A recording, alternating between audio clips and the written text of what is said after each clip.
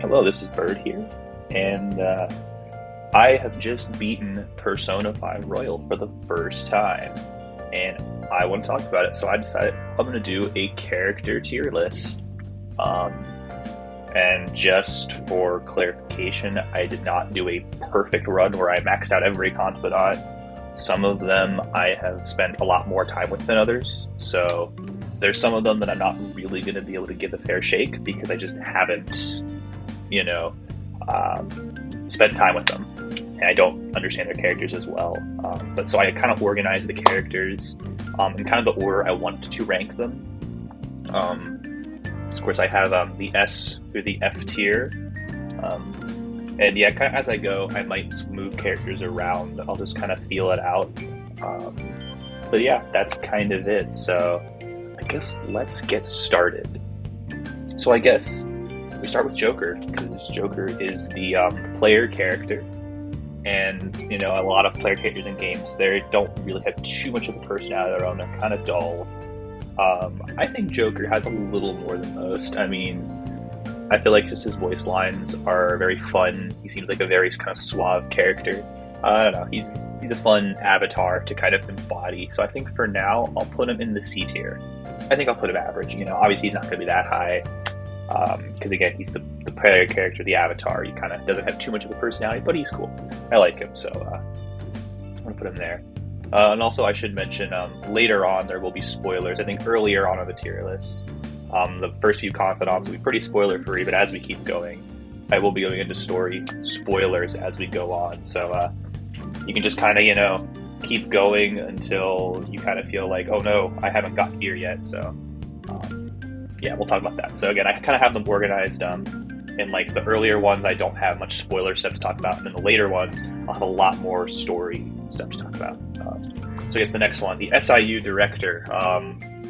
So yeah, he's a pretty minor character. I think I'm just gonna go ahead and put him in the F tier. Not much of a character himself. He's just one of those, you know, crappy adults, as they say in the game, that you're kind of working to take down. Again, he's mean to Sainijima, and yeah, he's just kind of an old grump. So there's not too much to say about him. Principal Kabayakawa.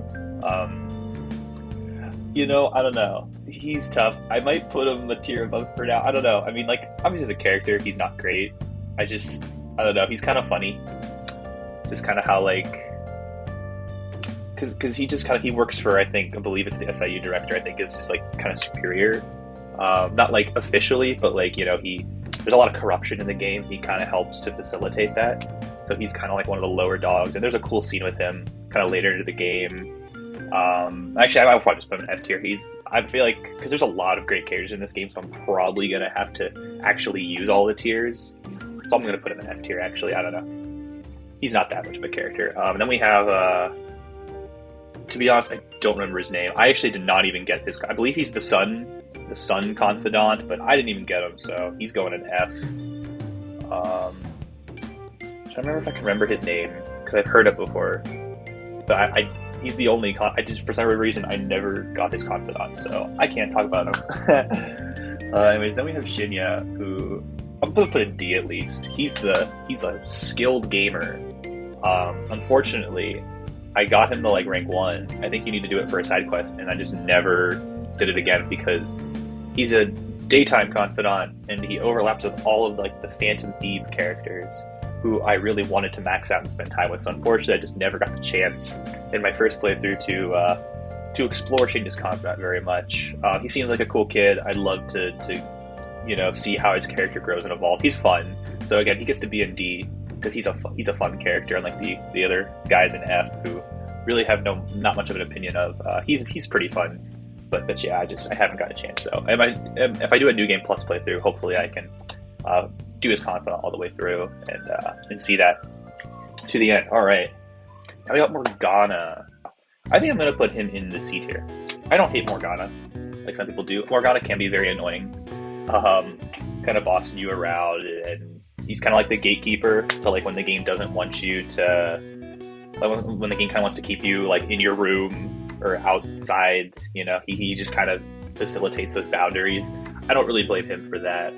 I know it can be annoying for a lot of people, especially in the original Persona 5. I know he was a lot worse. I don't really hold that against him. It's just a gameplay thing. Morgana can be a little annoying sometimes, for sure. Um, I didn't really love him at first, but I did like his arc partway through the game. I did really like his arc of like, I guess it's kind of a spoiler if I talk about it now. Actually, there's a certain other character. When I get to them, I'll talk about Morgana's arc. But I guess the TLDR of it is that Morgana can be really annoying. But you can't hate him. He's your lovable cat, and he's a good companion to have. So I'm gonna put him in C tier. Kamoshida. Ooh, okay. So we come to like the villain, the first villain, and so the villains, I kind of have to decide like, do I just where do I put them? Because obviously I think like most of them would probably just be F tier because I hate them.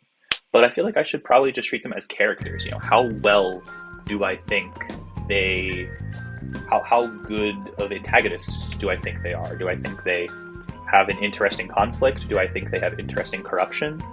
And I guess I maybe should try to rank them again as villains, not necessarily just do I like them or hate them, because obviously I hate them. They suck. So Kamoshida.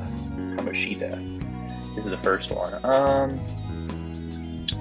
So yeah, this is going to be tough to rank the villains actually, just because I'm not really sure like where I want to put them.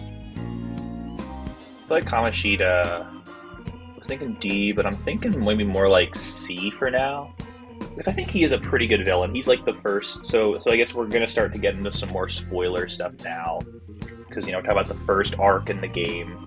So yeah, Kamoshida is the first villain of the game. So obviously his whole deal is that he thinks he's the king of Shujin Academy. He thinks he can kind of get away with whatever he wants, and he abuses his volleyball team. He sexually harasses some of his female students, and that's not cool. And again, it definitely kind of supposed to embody the deadly sin of lust. And I think he does that pretty well. I think he does a good job of just being a really despicable guy. But then he kind of comes off as like this kind of upstanding citizen to like the other teachers, and kind of his outside appearance. So he definitely gets under your skin and kind of makes you want to like defeat him, which I think a lot of the villains do that very well. But I think especially Kamoshida is the first villain. I really like that. And again, with some of the other characters, he makes it very personal. I guess I'll kind of get into that with some of the other characters to talk about, because I don't want to, kind of overlap too much. But yeah, I don't know. I think he's a pretty effective first villain. So I'm gonna put him in C tier. Then we got so next character. All right, our first big boy, Ryuji. Ryuji is gonna be our first. Well, I guess Morgana and Joker are Phantom Thieves, I guess, but Ryuji, our first like big character in my opinion. But yeah, Ryuji's the first like kind of human Phantom Thief that joins you. The first really good friend, kind of because. I guess going into the kind of the story spoilers, I didn't talk about this with Joker at all. I could have talked about it because he starts out off as a criminal. He basically falsely accused for a crime, but he gets a criminal record and everyone kind of shits on him for it. But Ryuji's also kind of like this outcast, this kind of like bad boy ruffian in the school. So you kind of bond early on as kind of being like outsiders. And he just seems like he's a really chill dude. He's really fun to hang out with. And he's a bit of an airhead sometimes. He's not the sharpest tool in the shed, but he's a really good dude. He loves eating, which is awesome. And I guess, again, we kind of go into some spoilers. Again, Kamoshida, kind of in the past, Ryuji was a star track team runner, and Kamoshida kind of took over. He was a volleyball player, and he wants his team to kind of be superior. So he kind of did some shit with the track team, made their team kind of suffer and made these grueling practices. And when Ryuji kind of spoke up, he kind of baited Ryuji, talked something about his mother, baited Ryuji into hitting him, and he broke his knee. So Ryuji basically couldn't run anymore. And his kind of arc is about, his teammates kind of blame him for the track team kind of disbanding. And, his arc just kind of goes through, you can kind of train and you kind of meet with his old friends and you kind of help them come to terms with it. And it's a pretty simple arc, but I think it's good. And the best thing I can say about Ryuji is he's a very fun character. He's a very fun character to have around. And again, especially just he's kind of the first one, so he definitely has a special place. that being said, I think I'm going to put him in the B tier for now. As much as I love Ryuji, I feel like there are some stronger characters to save for the A and S tier. So yeah, I'm going to save that. But I really like Ryuji. He's a really cool dude. So I kind of like the beginning of this list. We're not getting too many super high characters yet, so that's okay. There's more to save for later, which I like. Our next one is Mishima, who unfortunately is the kind of the game's punching bag, which I actually really like Mishima. I feel really bad because the game just wants to insist that he's super annoying, that nobody likes him, and I feel so bad for him for that reason. But I think he's a really nice arc because, again, he's also kind of tied to Kamoshida's arc. He kind of just accepts a lot of the punishments that Kamoshida throws his way, and he's very manipulated by him into thinking that he's not that great. And the arc is he has a very low self-esteem for his arc, which is something I really connect with personally. He tries to help the Phantom Thieves. He runs the fan site, and but yeah, it's kind of all just because he feels like he's not enough himself, so he feels like he has to work through the Phantom Thieves, through the site, in order to be a good person. But kind of through his arc, he learns that he is worth something himself, and I really like that. I really connect with that, and yeah, I really like Mishima. So I think for now I'm going to put him in the A tier. I was thinking possibly B, but I want to put him in A. I just really like his arc through his confidant. I'm really glad that I got him to. I did his whole confidant to rank 10. I did Ryuji's as well. I think most of the main Phantom Thieves I did, but then as far as side characters, Mishima, I did go through his whole arc, and I really, really like it. So again, I could change him later. I feel like he's on the edge, maybe B, but I'm going to put him in A for now because I really like his character. Next, we have Shiho, who is, again, not a confidant. She's just more of a side character. Not going to be too much to say with her, but again, she's another sort of Kamoshida abuse victim. And actually, it gets to the point where she actually tries to jump off the school roof, and it's a very just a very shocking scene. As Persona 5, a lot of times it's just super chill and super wholesome, but then it does go into a lot of kind of dark topics, like dark themes. And yeah, it's Shiho has a really tough arc, and I know On's kind of next, and we're going to talk more about On, but she has a really good relationship with On, where they're really friends and they're really supportive of each other. And again, after she kind of has her sort of after she does survive her attempt to jump off the roof, thankfully, and she kind of, through On's confidant rank, you kind of see she goes through rehab, and she just it's really tough for her, but she really wants to get stronger. And again, kind of her and On support each other through that. They both want to get stronger because of each other. It's really sweet and wholesome. So I don't know, Shiho, I really like Shiho. She's really cool. She's a bit more of a minor character, side character, but I really like her. I think she's super cool. So I think for now, I think I'm going to put her in B with Ryuji. And again, this could change later on if I feel like I want to change it up. But I'm going to put her in B for now. So then we have On. On is awesome. I love On. She's great. On is really awesome. So yeah, she kind of has an arc where she wants to get stronger through Shiho, and again, Kamoshida's arc. Eventually, she's basically pressured into having a relationship with Kamoshida because of his clout, and it really sucks. Kamoshida really has a very negative effect on her life. Basically harassing her, and again, kind of coercing her into kind of having this relationship with him, which really sucks. And again, I think a lot of people kind of misjudge her because of her looks. But yeah, she's a really sweet person. And again, she has a lot of fun quirks. Like she loves sweets and chocolate.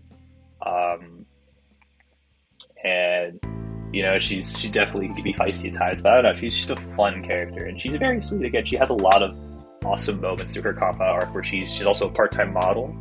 And at first she's just kind of it's just sort of a side job for her, something to make money, but then she kind of has these a rival kind of, who pops up a few times, and she becomes very serious about it. I think it's part of her arc kind of with Shiho wanting to get stronger. She starts to take it very seriously. That's kind of where she wants to go on with her life. She really wants to pursue this or the career, which is really cool. So I don't know, On is a really, really awesome character. I think we're gonna place her. I want to place her in A for now. Mishima. Ooh. I'm gonna place her. I don't know. I'll just put her there for now. I can change this all up later if I need to. All right. Next villain. So we're gonna move on to the second arc of the story now. So now we got Madarame, who is the villain of the second arc. So again, he's very tied to the next character, Yusuke. So I'll try not to talk about Yusuke too much, but I'll mention a little bit. So yeah, Madarame is sort of the Yusuke sensei. He's an artist. However, he's a corrupt artist. Again, like Kamoshida had this whole public facade of being a noble artist, of a very kind and generous person, and a very talented person, but actually he kind of steals other people's ideas, and he basically just uses art as a means for profit. And again, he just wants to steal the works of others, including Yusuke. He just wants to use them for his ideas and his talent to boost his own repertoire. And yeah, he's very vain. I believe he represents the sin of vanity. Right? Again, I think he works very well for Yusuke. He's a very personal villain for Yusuke, which again, I love when villains are very personally connected to some of the characters. You know, that makes it a lot. Again, it just makes it a lot more personal. You connect with them and kind of hate them a little bit even more. But yeah, I don't know. Madarame is just a really well done villain. I think he's because again, at first you're a little more sympathetic to him. He's more polite and outgoing. You're like, really, this guy's evil. But then you kind of see his underbelly. So I think he's on par with Kai Kamoshida. So I'm going to put him right next to him in C. I think that works. So next we have Yusuke. So Yusuke is a character who, at first I didn't really like him. He seemed a little creepy. So it's kind of weird. His first introduction, he kind of becomes obsessed with An and obsessed with painting her. But then he wants to do apparently he wants to do a nude painting, which is really weird. And it is probably one of my least favorite story segments. They use it for a couple gags, again, which I'm not a huge fan of. But that kind of gave me the wrong impression. But as Yusuke joined the party and I got to know him, I really grew attached to him. He's a really interesting character because he's a very creative person. He's an artist, and he looks for inspiration. And he's very talented, but again, Yusuke, he just has a hard time finding inspiration, and he finds inspiration in kind of these face value things and kind of what's right in front of him. And he kind of has to look deeper and look for connections throughout his confidant rank with you. And yeah, I don't know, he's a very genuine person, I think. He's just a very genuine person. He's kind of, he definitely has plenty of quirks. He kind of weird things about him, but it's very fun. Again, he's just very genuine. I really appreciate. He's not afraid to be who he is. That's kind of what I love about him. So I don't know. I really love Yusuke's character. I'm gonna put him in the A tier. In fact, I think I'm gonna put him at the top of the A tier for now. I'm saving the S tier. It's gonna come, guys. Don't worry. So next is Kaneshiro. So she is the villain of the third arc, and he's an okay villain. He kind of represents gluttony. I thought it would be greed because he's like a criminal and he deals with a lot of money and running errands, and his palace. I guess I didn't explain palaces. I mean, if you're watching this, you played Persona 5 probably, so you should know what a palace is. The villain's distorted desires. But yeah, so he's gluttony, I guess, because he kind of just takes more than he needs. And but I think I'm gonna put him in D for now. He's not great. I mean, he's okay. He's not a very personal, because his third arc is kind of tied to Makoto, and again, he's not a very personal villain. We don't really see too much of him. We see way more of the shadow version of him than the real life version of him. So he's okay. Again, I'll put him in D for now. Not too much to say, but Makoto, there's so much to say. I guess I could have put Makoto later on, but I'm gonna put her now because she is the character that I romanced in my playthrough. I was faithful. I did not go for the Valentine's Day catastrophe dating everybody. I decided to stay faithful, so I did. Makoto was the character I romanced, and I really enjoy her character because she's basically the student council president, honor student. She's basically like the goody two shoes. just kind of perfect student almost. And she comes across, and when she's first introduced, she's a little more antagonistic. She seems a little stuck up and snotty, and she's kind of makes some rude remarks to the team, and she kind of like spy on them. I think she's tasked by the principal to kind of like, because again, part of the sort of the corruption, she's tasked by the principal to sort of keep tabs with the band of thieves and figure them out. So she gets in your way a couple times, and she threatens to expose your identity. So again, I didn't really like her at first, but then we kind of learn about, she kind of has a bit of a rough household. Her older sister, Sai, unfortunately has to deal with some kind of crappy stuff. She's just a lot of pressure on her, especially because she's lost her father. And I think she lost her mother really young, but she didn't really know her mother very much. Her father, though, she did develop this deep relationship with, and he had died. It was really tough on them, so they have kind of a rough life, just the two of them living together. But again, she kind of, she has a lot of expectations on her, and it kind of crushes her, and she kind of feels like a failure, and she really wants to prove herself, which kind of gets us into trouble with the villain Kaneshiro. Trying to prove herself useful kind of gets her caught by Kaneshiro and blackmailed, and kind of leads into some of the problems of this chapter, some of the conflicts really connected with that. And then kind of through getting to know Makoto and through Confidant, again, she doesn't know a whole lot about other people and like kind of how they function, and she wants to learn more. She really wants to learn more about people and make more connections, which is really sweet. She's definitely kind of a lonely character. She's on her own a lot. She feels she has to do everything herself. She feels like the burden's all on her, and kind of she has to learn that it's okay to let others help you, and to rely on other people, and to help other people. And I think it's a really powerful message, and that really resonates with me, especially personally. I know I'm someone who always tries to burden things myself, and I feel like the weight of all the pressure, expectations kind of on me can make me crumble, but Makoto's awesome. And then I guess to touch on maybe some of the romance stuff, it's really sweet. It really shows a new kind of shy and then sort of silly personality of hers, which I really love. And just, yeah, it's really awesome. So Makoto is going to be our first S tier character. I love Makoto. She's great. She's awesome. So she's an S tier. Anyways, next we have, I believe it's Takumi. I know her last name is Takumi, but I think it's Tei. Yeah, so Tei Takumi, the doctor. I guess that's fine. I can scroll down a little bit. But yeah, Tei Takumi. So I guess we're gonna move into some more side characters now. These are all confidants, the next few, but yeah, we're gonna move into some side characters before we kind of move on with the plot characters. So Tei Takumi is the doctor. You meet her pretty early on in the first arc, and she kind of sells you medicine and other things. So I did not quite finish her arc. I think I got to rank 8, so I got pretty far, but not quite to the end. But yeah, she's definitely, I don't want to say flirtatious, but she is, there's definitely some tension between her and Joker.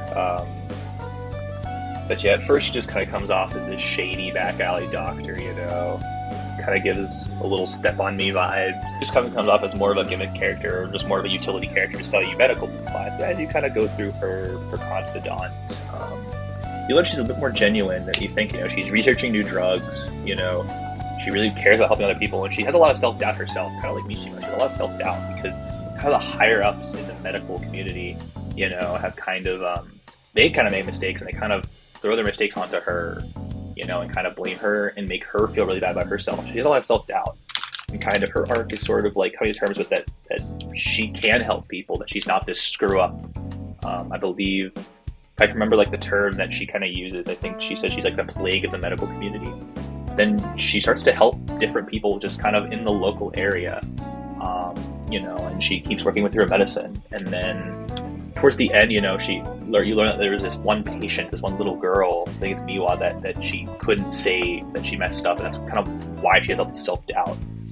But then it turns out that in fact it was the higher-ups that kind of had made the mistake, and they just kind of pushed it on her.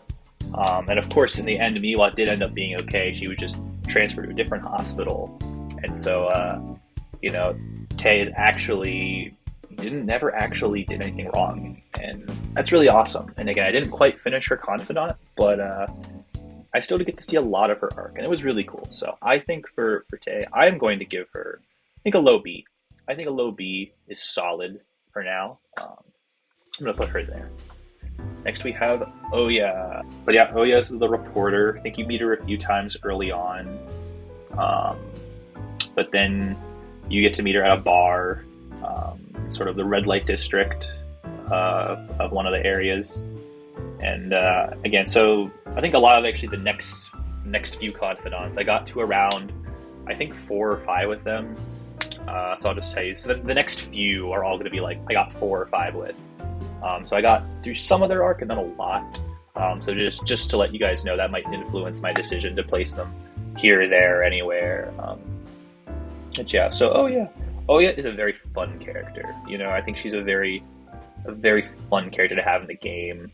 You know, she's definitely, she's kind of one of those characters that's a little ditzy and she drinks a lot and, but she's, very friendly and very kind of outgoing. And I think she has some issues with, she kind of had an old partner who kind of, I'm trying to remember what happened because I don't remember exactly, but basically she has some problems with her superiors if she's trying to go see this story that she worked on with her old partner and they don't want her to. They kind of want her to just go with the system and write what works, and she doesn't. She wants to write on her own. And again, I didn't really see how it ended, but it's kind of interesting. And I don't know, she's a very fun character. She's not my favorite, but she is very fun, so I think, so if I'm going to place her on the tier list, I'm going to put her, where should I put her? I'll put her in C. Put her at the bottom of C for now. We actually have Kawakami, your teacher. So Kawakami, the teacher, also a maid, maid for hire. A little bit of double life. So Kawakami. So first talk about at the beginning of the game, she just wants nothing to do with you. Again, she's assigned to be your teacher, and she's just dreading it.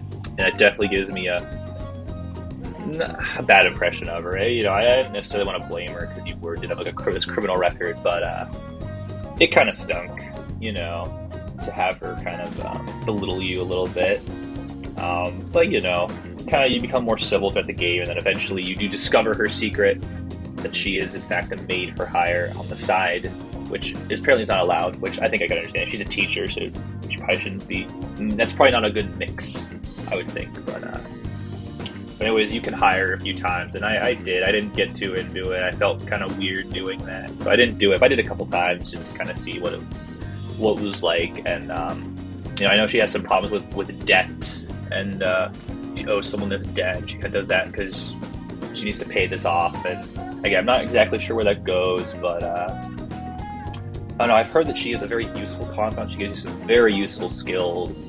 I think at least in Persona 5 Royal, I never really found, because I know it basically gives you more time to do stuff, and at least in Persona 5 Royal, I never really found that super necessary.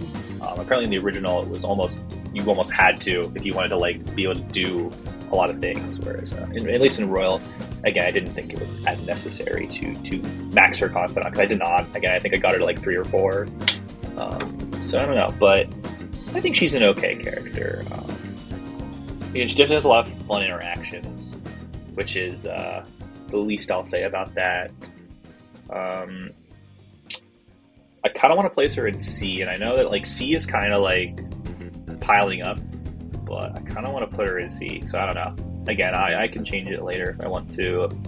Okay, maybe put some people. Chihia, the fortune teller. So again, I did not max out her confidant, and a little sad because I know to activate her, you have to pay 100,000 yen to buy some holy stone. That's a scam. Fucking scam. So Chihia's whole deal is that excuse me. So Chihia's whole deal is that she's a fortune teller, and she believes. I mean, she's not trying to scam people. She really does believe in it. But you kind of challenge her perceptions, and part of it is phantom thief magic of going to the metaverse and changing hearts, but you kind of challenge her perceptions that fortunes are absolute, and that fate is absolute, and you cannot change it, because you manage to change things. And again, I did not get all the way through, but I think it's definitely an interesting Vincent. She's a very nice character, very sweet character. She doesn't have. I feel like she doesn't have a whole lot going for her, but I do quite like her. She's very nice. You know what? Here's what I'm gonna do. I think I'm gonna move some people around here. So I think I'm going to move Oya and Kalkami down to like the top of D. Yeah, I'm gonna move Chihiko because I don't know. I just really like her, so I'm gonna put her at the bottom C. I'm gonna put her there. I don't, because I feel like if I'm being like super objective, she's probably a little lower, and they're probably a little high. But like, I don't care about being objective. I'm just going with my heart. And you know what? Chihi is kind of cute, so she can be in C. Next is Aiwei. Aiwei's super cool. He's a weapons dealer, or he runs a gun shop, which I think is supposed to just be mostly like models and for kind of enthusiasts or collectors, but he does some shady stuff on the side, but you're cool and you don't, you buy and sell stuff from him, so he doesn't rat you out, you don't rat him out. It's a good relationship. Anyways, he's cool. So again, I did not get all the way through his story either, but what I do know is super cool. It's because apparently he was part of the Yakuza, but he got out. Didn't like it anymore, which is super dope, super badass. And he has a kid. I don't remember his name, but he has a son. And he kind of wants to keep his son as far away from his old life as possible, He wants his son to live a good life and wants him to keep with his studies. And I really love and I really respect that. That's so cool. Especially Aiwei's confidant is really cool because you get to customize guns and get some deals and perks, which is really cool. So I don't know. I really like Aiwei's character. I would love to progress him further. So even though I don't know that much about him, I'm going to give him a B. I think I'm going to give him, I don't know, about there for now, but I'm going to put him in B tier. I think he's super cool. So yeah, Aiwei's really cool. Hifumi. Hifumi's awesome. I did get her confidant to rank 10. I did it all the way through. She's a shogi player. If you're not sure what shogi is, I don't know exactly. It's some sort of board game in Japan. But yeah, and she has a cool arc because her mother is, kind of sort of a manager in her career, and her mother just is really obsessed with kind of getting some fame and fortune. But she just loves the game. She really loves the game. And sort of this conflict of her mother, trying to, again, just have her all these magazine shoots and stuff. She's a lot more obsessed with the celebrity aspect, so he just doesn't like that. And then towards the end of her confidant, we kind of learned that her mother was rigging matches. And towards the end, she decides to put a stop to it. And it takes a lot of confidence from her. And I guess I should probably backtrack, because when you first meet her, she's very reserved and very shy. And I 100%, I obviously relate to that. But then you just kind of start talking to her, and you start talking about shogi, and you like to learn to play. And then she starts to teach you shogi, which is really cool. And then, yeah, she starts to slowly open up to you over time. And I think you kind of help her build her confidence, which is really, really awesome. And then by the end, again, when she gets the confidence to stand up to her mother and kind of to stop this sort of this rigging of matches, she gets to play a genuine match for the first time. And I mean, she probably used to play genuine matches, but then for the first time in a long time. And she gets her butt handed to her. But she does not get down, and she gets back up, and she's like, you know what? I am going to keep giving it my all. I'm going to keep training and get better on my own. That is awesome. And I know I said I romance Makoto. Hifumi would 100% be my second choice. She is so sweet, and I love her. She is going to be another S-tier character. Not above Makoto, but an S-tier character, Hifumi. She's awesome. I love her. She's great. Let's keep moving on. So, next we have, what's her first name? It's Wakaba Ishiki, I think. Wakaba Ishiki. She is Futaba's mother. She's not a major character. She's a side character. I guess technically she's the boss, but like, she's a side character. So there's not too much to say about her. She is going to go in the tier. But she's, she's cool enough. there's just not much to say about her. Sojiro and Futaba. About time. So now I guess is the time to talk about the fourth arc, the fourth arc of the game. So this is a really interesting one because you don't really, the palace ruler of the fourth chapter is not a villain. It is Futaba herself. She blames herself for her mother's death, and she keeps that sort of blame within her, and she kind of closes herself in. And this is a point in the game where Sojiro, I'm talking about Sojiro first, right? Or I can talk about them sort of in tandem, because yeah, at the beginning of the game, Sojiro is your guardian. He's the one who takes you in and kind of supports you when you're, because you have criminal records, so you come to is it Tokyo? I don't know. It's around Shibuya area of Japan, but he takes you in. And at first he's very cold and distant towards you. And he thinks you're just going to be a trouble for him. But yeah, he's very funny. He I guess it seems like he's like a ladies' man. He seems to go on a lot of like dates and go out a lot. And yeah, again, he's kind of cold towards you. But he's a lot of fun. But then as the game progresses, he starts to warm up a little more and more to you. Gives you a little more trust, gives you a little more benefit of the doubt. But at this point in the game, you learn that he has kind of been keeping a secret because he goes out, he has a lot of phone calls, he goes out a lot, and again, he plays it off as like, oh yeah, I'm going to meet someone, and it's kind of like a sly thing, but then you kind of learn that he's actually taking care of someone, which is Futaba, who is actually sort of his adopted daughter. Because again, her mother was a single mother, and again, at some point she had an accident and she passed away. And so again, Futaba's been so shut in since, and Sojiro has done his best to take care of her, but he's been struggling with that. And then this is the kind of the arc where, again, you go to her palace and steal her heart and kind of clear a lot of her guilt and her self-doubt, which is a really powerful part of the story. And again, I'll talk about Futaba fully in a second, but to talk about Sojiro, this is the part where this is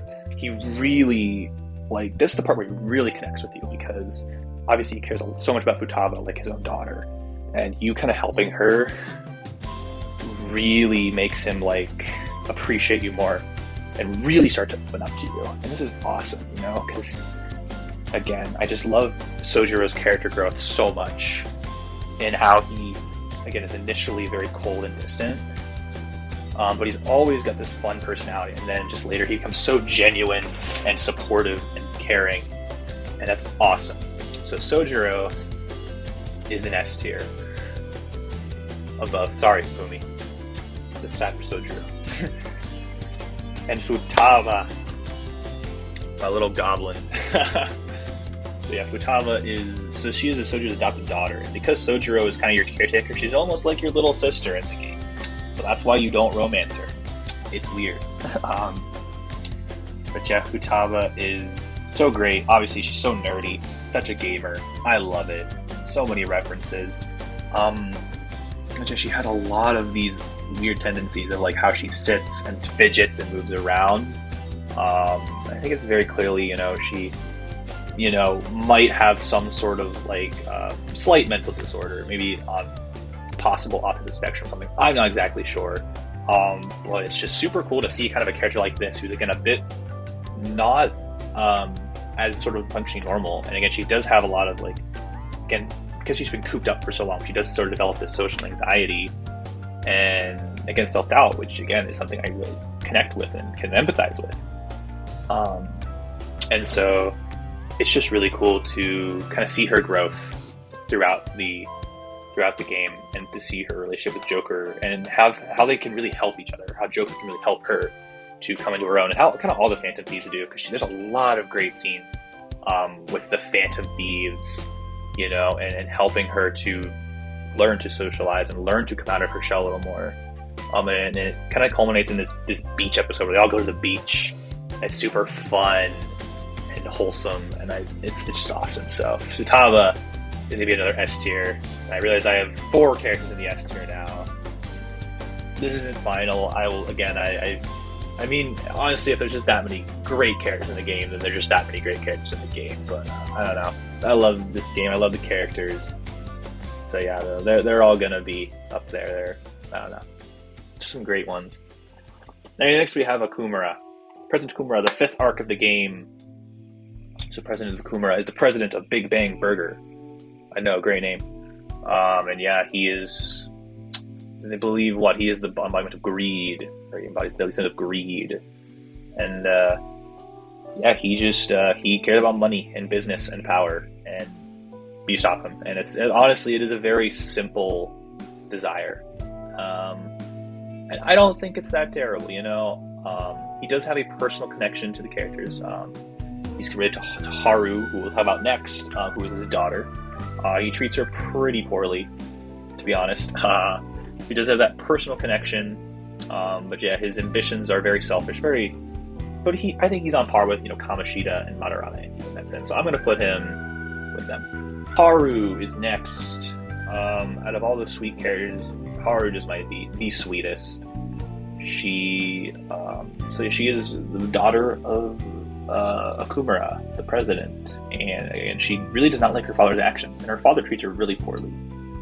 Just kind of almost treating her like a political pawn almost, and basically it's almost like a feudal thing, kind of arranges like a marriage for her with another business son. So again, it almost feels like it's like feudal,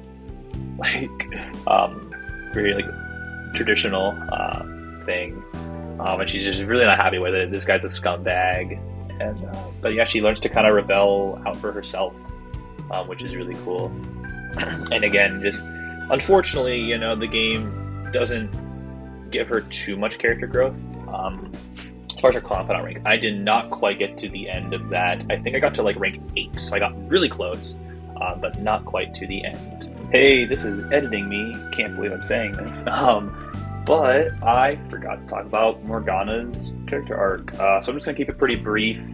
So yeah, in the 5th arc of the game, where Haru's introduced, Morgana gets sad because he feels like he's useless and Ryuji's making fun of him, and he runs away. So basically the arc is just about Morgana gaining more confidence in himself. And yeah, so overall, I mean, I do like it that Morgana gets a little bit of character development. He puts on a pretty tough persona throughout most of the game, figurative persona, not a literal persona as the game has. But yeah, it's kind of good to see a little bit of weakness, a little bit of humanity in there, which I do really enjoy. But my main problem with it is just kind of overshadows kind of Haru's chapter. It's supposed to be her story, and again, I feel like it's definitely overshadowed by Morgana's, which is my main problem with it. But yeah, so just wanted to put that in there. Cool. But basically, after, I guess I have to go into some story spoilers now. At the end of the 5th arc, her father dies because there is a metaverse assassin, and the metaverse assassin eliminates her father because he's a loose end, basically, and he dies. So, and obviously, it's very hard for her to come to terms. I mean, I guess she does end up coming to terms with it pretty okay, but obviously at the moment it's a shock. But she does end up coming to terms with it fairly quickly. And then yeah, basically she's has to run this company, and she has a lot of advisors to help her, and some of them she doesn't trust, and they kind of have some, again, sort of greedy ideas, and you kind of talk to her and help her out with it, and it's really cool. And she's a gardener, and she's just very sweet, very caring for others, and especially for this garden. It's just a fun sort of character quirk. And again, I think compared to a lot of other characters, she doesn't quite have as much deep about her, but she's very sweet. I can't hate Haru. She's really cool. I'm gonna put her for now, I think, at the top of B. Ryuji, get out of there, Ryuji. Haru's the top of B. Get out of there, Ryuji. No offense, Ryuji. Alrighty. Next we have Shido, Masayoshi Shido. Beginning of arc. Actually 7. We're just skipping over 6, I guess. We can come back to 6 later, I think. I don't know. I'll try to see if I need to say anything about it. Although, again, we're at the point now where we're just going to start getting into a bunch of late game spoilers. So at this point, if there's anything At least from Persona 5, the base game ending, the base spoilers. There's still some more royal characters towards the end that I'm going to wait to talk about the royal stuff till later, but base game Persona 5 spoilers, if there's anything you don't know, this is the time to step out. We're talking about spoilers for that stuff, so get out now. But yeah, Shido. That's Shido. He is running for prime minister. He's a politician, and he is a very personal villain to you, the protagonist, because as I've said, your protagonist, Joker, has a criminal record, kind of falsely charges, and basically because of Shido, because Shido was basically trying to essentially rape a woman, to force her into his car and take her away. So Joker kind of steps in and stops it, but then Shido decides to sue him, and he is this politician with some power, so no one believes Joker. Joker gets, again, not incarcerated, he does not go to prison, but he does get a criminal record for it. And so again, he's used a lot of lies and deceit and even murders throughout his history to get to power. And I guess I will have to go into some spoilers with Akechi, because he is very related to Akechi, heck by blood, because Akechi is his son. Although not really a legitimate son, more of a bastard son. More of like, I believe it was more of like a one-night stand situation that, for some protection didn't quite work, and Akechi was born. I believe is kind of how it worked, something along those lines. But anyways, yeah, so Shido is Akechi's father, and essentially, for a while along Akechi's life, he just didn't even know Akechi existed. Then Akechi sort of entered his life, and he essentially tried to gain his approval. And again, I'm going to go a little bit into Akechi's character, which, again, I have him at the end. We'll talk about Akechi at the end. He's the last one. I'm saving him for last. But, essentially Akechi's ultimate goal is to just get back at him. But Shido, basically, he kind of allowed Shido to manipulate him into kind of being a hitman, essentially, and committing all these murders for him. And Shido's a pretty big scumbag. And he sees himself as needing to guide the world, needing to steer his ship. But yeah, really, he's just a very selfish and self-conceited man, and you end up taking him down, which is very satisfying. So, as far as Shido goes, I'm trying to think if I just want to put him with the other villains or not. I don't know. I feel like I want to put him a little bit above the other villains. I don't know.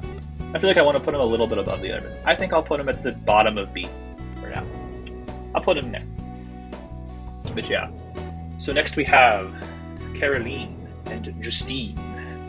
So Caroline and Justine, they are the twin wardens of the Velvet Room. And so they are, these are the adorable little lolly prison wardens, prison guards. Caroline is the more of the strict one. She yells a lot and orders you around. Justine's a little more calm and considerate. But they are a pair. You never really find one without the other. So I can try to talk about them separately, but they're basically going to be right next to each other. I feel like you really cannot talk about one without the other.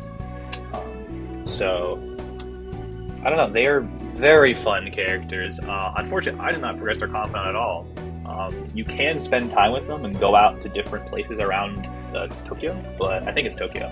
But it does not progress their confidant. Again, I went to like Big Bang Burger and the gym and the movies and some other places, but that's not how you progress your confidant. You have to do this weird thing where you have to fuse personas with certain skills.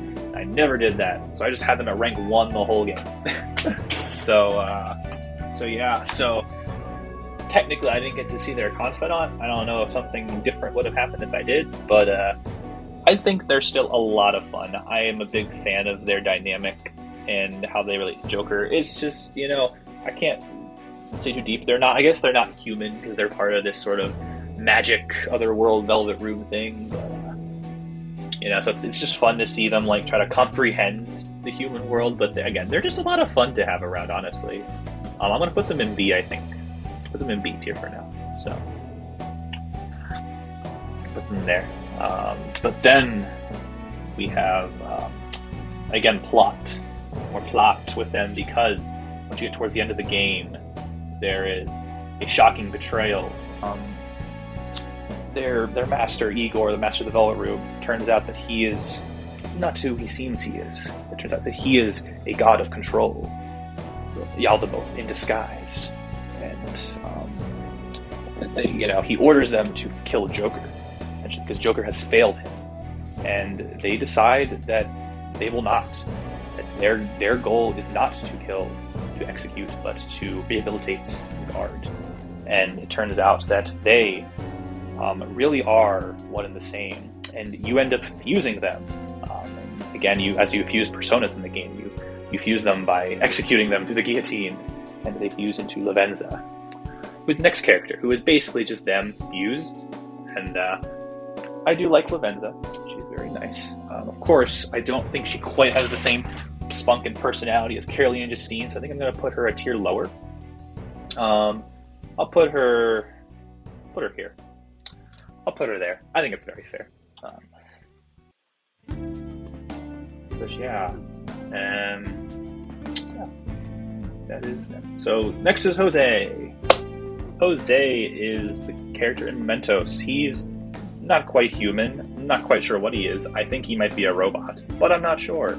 He does have the yellow eyes like Caroline and Justine, so it's possible that he is just sort of a metaverse being like them. I'm not 100% sure, but he goes around Mementos and he collects flowers and stamps. Well, he hides the stamps around for you, but then you collect the flowers for him. So I don't know. It's sort of a thing. But yeah, he's very nice, very considerate, wants to learn more about humans, very curious. And towards the end of the game, you sort of fight him, and he's this sort of very tough, sort of not really secret boss fight. He kind of is a secret boss fight, but not really. But yeah, he's a fun character to have around. So he's cute. Not too much to say about him. Just a fun guy. So I'm trying to think where to put him, and I'm gonna put him in C or B. I think. I kind of want to put him in B. So I'm gonna put him.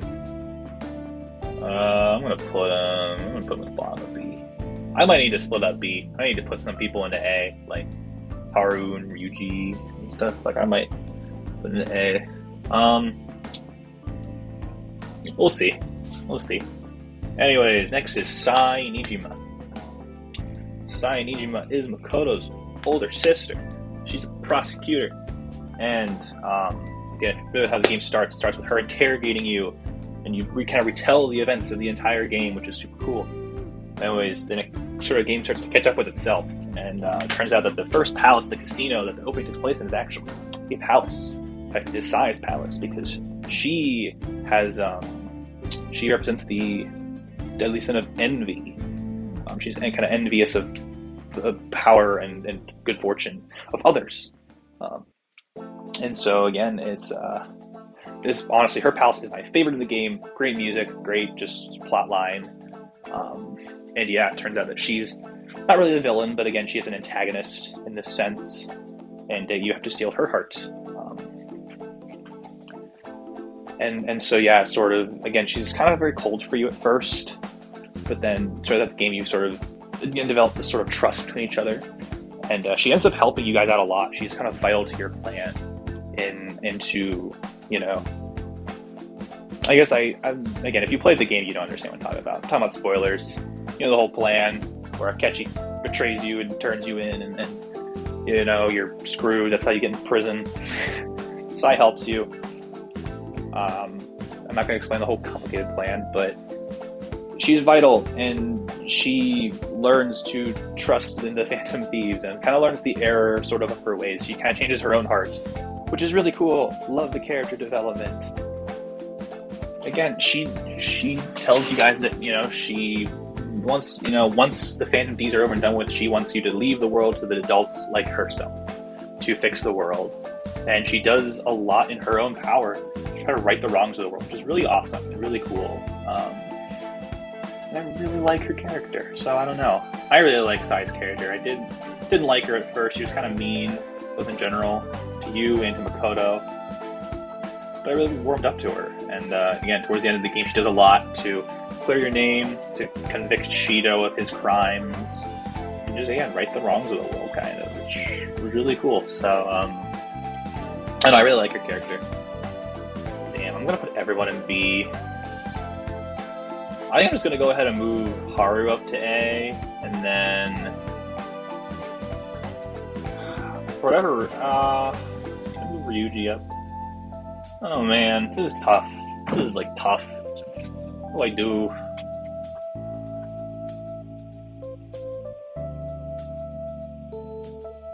That's good for now, I guess. But yeah, Maruki. We're getting into Royal content, these last 3 characters. I'm talking about stuff from Persona 5 Royal. So now is your last chance to dip out. If you don't want Royal content spoiled for you, we're talking about Royal content. So Maruki, he's cool. Honestly, at first I didn't even know he was a new character in Royal. He just felt very well integrated into the game. So yeah, he's sort of he's a counselor. You know, you talk to him at Shujin. He talks to a lot of the Phantom Thieves throughout the game, kind of learn about their struggles and listening to their concerns. Yeah, he studies cognitive science, and you kind of help him bounce theories back and forth on his research. And he's a really cool character. He just has a really interesting perspective. But then it turns out that he is very important to the plot, because throughout the game, he's just kind of the side character, again, who has kind of an interesting view. But then at the Royal chapter, you get to the Royal chapter, and it turns out that Maruki, after you sort of save the world from, again, evil Igor Yalda both, Maruki kind of takes his place, and it turns out he summons his own persona, and he transforms the world into his own perfect reality. And it sounds super evil, but actually he just wants everyone to be happy and to not have any problems and just live a perfect happy life. Which actually sounds pretty dope. And in fact, you can just accept his world and have a perfect happy ending. But of course, not the true ending of the game. Of course, you know, kind of the true path almost is to kind of go against him and say that denying reality, denying your problems is not the way to live. It's a very interesting perspective. It's a very interesting view. I really enjoyed sort of that mental dilemma of like, you know, if you have the chance to get rid of all your problems and live a perfect life, do you or do you not? It's really interesting to tackle. So Maruki's a really interesting kind of antagonist sort of for the end of the game. And of course, you know, he kind of discovered his persona power by accident, and kind of helped. He had a lover who lost her parents in college, but then so she kind of had all this trauma and was there for her, but then sort of inadvertently awakened this persona's power and cured her trauma. And her parents were alive and her problems were solved. However, she forgot who he was, and so he kind of, or for her to live a happy life free of pain, he kind of separated himself from her. So he kind of suffered for it. And so that's kind of his philosophy that no one should have to suffer ever again. And it is a bit tragic. And again, you can 100% see where he's coming from, but then again, sort of in the true path of the game, again, you kind of reject that reality. And again, he kind of comes to learn that he is wrong, that his view that, you know, you need to face reality head on. And, you know, sometimes that involves, you know, starting over into admitting your mistakes and kind of leaving your views behind, changing your views. But he does it, and it's, I don't know, really interesting character. So I'm going to give him an A. I'm going to give him an A tier. I think I'm going to put him below. I'm going to put him below Mishima, but Bowman for now. Kasumi, all right. So as we're getting in all this, so this is Kasumi. So you meet her pretty early on in the game, and she's sort of this almost perfect gymnast honor student character, and she teaches you about gymnastics and how to, you know, I think she increases your HP, but she has a lot of fun interactions, you know, kind of making food and picking out glasses. She's just a really fun character. Honestly, I always found her a very sweet and genuine and fun person to hang around with, you know, but she has these very high expectations for herself, and she kind of struggles to meet those expectations. You know, a little similar to Makoto in that sense. Again, she struggles to meet those expectations for herself and for others. People at the school, you know, she's an honor student, and they kind of threaten to revoke it if she doesn't sort of provide better results. And she's very tied to Maruki, because Maruki, you know, even before the events of the game, is sort of her counselor, and they work closely together, and he tries to help Kasumi through her problems. However, in the Royal chapter, we learn of a terrible secret. You see, because earlier in the game, she kind of tells you that she lost her sister, her little sister Sumire, and they were both gymnasts. They both wanted to succeed, and she tragically passed away. But then it turns out that Maruki, again through his persona powers, had distorted her mind. It turns out that it was not Sumire that had died, but Kasumi. In fact, that Sumire, again, Kasumi was kind of the perfect sister, the more talented one that really excelled, and Sumire was always falling behind, and she felt unworthy. And so again, Sumire, made a rash decision, just kind of run headfirst into traffic, again, kind of in a desperate, sorrowful attempt. And Kasumi ended up saving her life, but it cost her own, and Kasumi was actually the one who died. And so Maruki had rewritten Sumire's cognition to make her think she was Kasumi. And that was a twist I did not see coming. I was shocked to learn that Kasumi was living a lie, that she was the younger sister. That was insane to find out. Loved that twist for her character. And so again, obviously at first she just, you try to help her to accept who she is. And at first it's just too painful for her. And she, fights back. But then eventually, she kind of comes to terms with that no, she cannot deny who she is, that she is Sumire. That even though she's the younger sister who in the past had kind of failed to measure up, she needs to, and then she blames herself for causing her sister's death.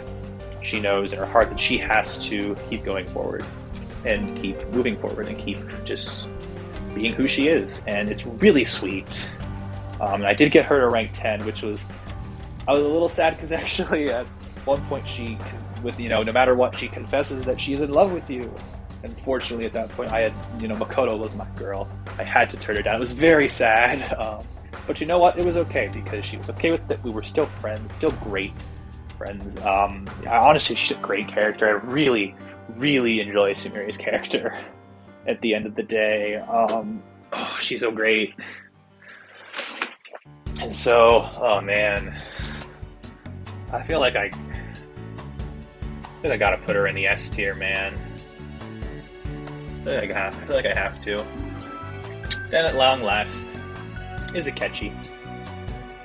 As I mentioned before, Akechi, he worked for Shido. He was this metaverse assassin, using it for nefarious purposes. So kind of getting at his character. That's sort of his more private side, because actually in public he actually puts on this sort of goody two-shoes boy detective sort of persona, and everyone kind of adores him. And in fact, he comes off as very polite and friendly, genuine to other people. And honestly, I really liked Akechi from the moment I met him, because he had a very different views than you. He did not approve of what the Phantom Thieves were doing, but he kind of still respected them, and it was free to because even though you kind of kept your identity a secret, you kind of still expressed no, I like the Phantom Thieves, they're cool, and it just sort of you had this mutual respect of even though you have different views, you still are friends with Akechi and you hang out with them. I just really liked that relationship. And then again, sort of later on, as confidant, turns out that he's more of a rival to you, and that he kind of hates you, that he doesn't want you to be better than him, and he wants to be better. He wants to prove himself superior to you. And I love that kind of rivalry. Then he was a little bitter. He kind of reveals his true self, that he's actually a very bitter person, very angry, very resentful, which again kind of ties into his past with Shido. He just kind of wants this revenge and this comeuppance on his sort of estranged father, And again, it turns out in the 7th Palace. So actually in the 6th Palace, he teams up, with the Phantom Thieves, intending to betray you and get you turned in. And it kind of works, but you guys come up with this convoluted plan to actually get back at him, and not to get back at him, but to save Joker. So again, they kind of saw it. They saw it coming, all because of the pancakes. But yeah, and then again at the Shido's Palace, the 7th Palace of the game, Akechi kind of confronts you at the end and intends to finish you off. But of course, you guys are too powerful, and he doesn't. But then it turns out, as Shido's goons close in on you, Akechi sacrifices himself to save you in a very tragic moment. And so, I thought that was the end, but then sort of towards the end of the game, or at least the base game, once you turn yourself in, and actually, if you have, I believe it's only if you have done the extra semester, Akechi comes back alive and takes your place. But it's because of Maruki's influence, because you wished for Akechi to stay alive. So when you defeat Yaldabaoth and save the world, Maruki takes over and he's able to grant your wish, and Akechi comes back to life. So, and I love him in the Royal chapter because if you played the game, he has two kind of persona sides. He has this sort of like very light, his kind of white costume with Robin Hood as his persona. And then he has his dark costume with Loki as his persona. And when you join your party in the Sixth Palace, he uses that fake sort of the Robin Hood persona. But then he embraces his dark Loki persona in the royal content, which is really cool. And he's very edgy and just, I don't know, he loves kind of like murder and killing personas, not real people anymore. The kind of cognitive beings personas. But yeah, it's really fun to see him just unhinged and again moody and edgy, even in the real world. When he joins you, it's just really cool. But yeah, at the end of the day, at the end of the game, when you confront Maruki, you have to make a choice, because if you stop him and fight the true reality, Akechi will die because he died in reality. But if you accept Maruki's offer, then you can live a happy life with Akechi. And Akechi is one of my favorite characters in the game. He's so morally complex, I think. I love his different sides of his personality. I love the relationship that he has with Joker. I just love all of this. And again, it made it really hard to want to stop Maruki because, Akechi's gone. But I don't know. I really love Akechi. He's awesome. He's just such a good character. And he's going to be an S tier character. So now, where exactly to place him? That is the question, isn't it? Because I was thinking I would place him right here, but I think it's okay for now. I don't know. Honestly, I'm thinking maybe here, but you know what? No, I'll place him there. I'm cool with that. I'm gonna stick with it. So yeah, you know what? I'm not really gonna move anything more around. I think this is a great tier list, and I'm gonna stick with it. This is my Persona 5 Royal character tier list. So yeah, but I've done it. I've ranked all the characters in Persona 5 Royal. This is such a good game. I love this game. Thought it was excellent. So great. I loved it. One of my new favorite games of all time, for sure. Such a joy to play. And if I do end up turning this into a video and putting it out there, thank you all who watched it. I really appreciate it. And hopefully I can do more stuff like this in the future. So